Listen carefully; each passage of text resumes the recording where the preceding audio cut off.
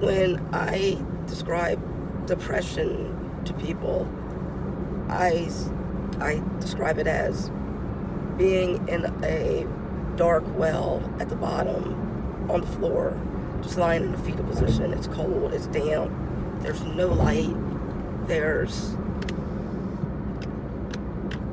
just you and emptiness and a hollowness that I just can't explain to people who hasn't gone through it. Anyone who knows me knows that it's been a rough 6 weeks, maybe longer. A lot of things hit me at once, but it's okay. I'm getting through it. I probably had depression since I've been 13, 14. I grew up in a right-wing Christian house, and I'm a lesbian, and I knew it. So it was very much guilt. It was very much, I'm not right. I'm unworthy. And it wore on me.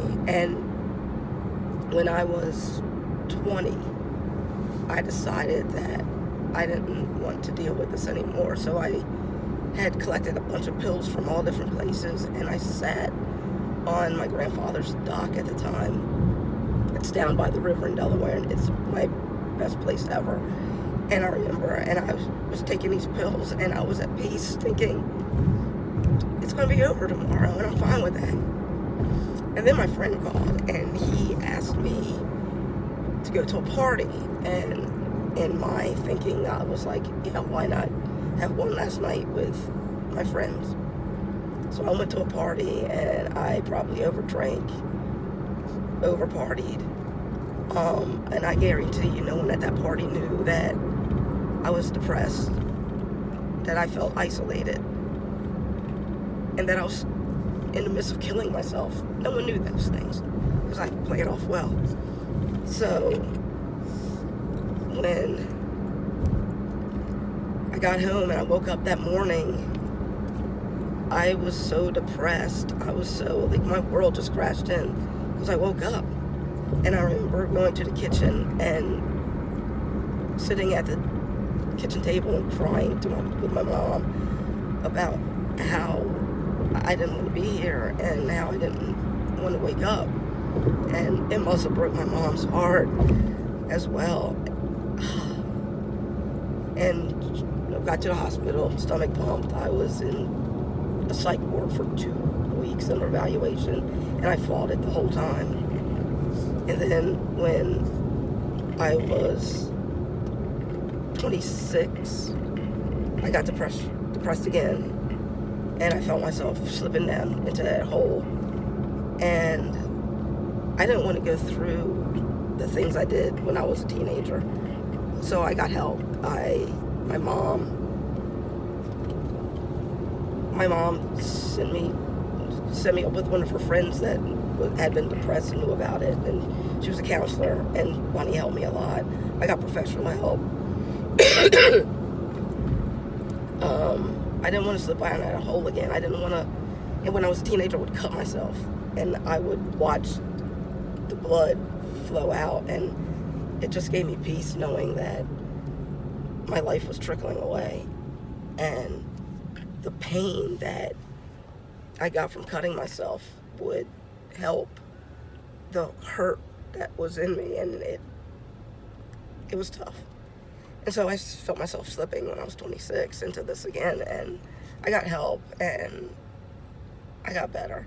So when my ex left in the neck, I remember going to the doctor, and I had a slip disc, and he asked me how the wedding was going, and I cried. And he stopped and gave me a professional's number. He knew I wasn't okay. And he gave me an antidepressant. And I remember going to my pastor and my friends and going, I'm on an antidepressant. And they were like, we're living in a fallen world. Take it. We take it. So it was good to have solidarity there. So I didn't want to slip again. So I did what years of therapy taught me. I reached out. I shared. I got response, tons of them, and it was so beautiful. People who I wouldn't think have dealt with depression was like, keep fighting. You give me hope. Thank you for this. I deal with it every day. The instant messages, the texts, the emails. God bless you guys. I love you, and I'm glad that I could help someone, and I'm glad that you guys can help. So I'm making this because I know that people are dealing with depression and suicide and cutting themselves and loathing themselves. And look at me. If I can make it out of that well, so can you. But what you have to do is start climbing, because no one else can do that for you.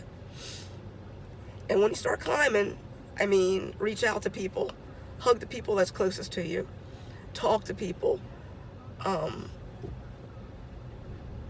start writing, start talking to a counselor, but start crawling out. And when you start crawling out, and when you start doing these things and reaching out, people are going to reach their hand down, and they're going to help you out of this well. And I know it because I've walked it, and I've done it 4 times in my life. You can too. And people say that I'm real, so this is keeping it totally real. You don't have to live like this. You don't have to have your mind constantly fight you. You can feel good. You can laugh. You can live. And if I can do it, you can do it. And I got a burrito from Bell Street Burritos because I knew this was going to be hard, but I knew it was necessary. I love you all. God bless you. Go be awesome.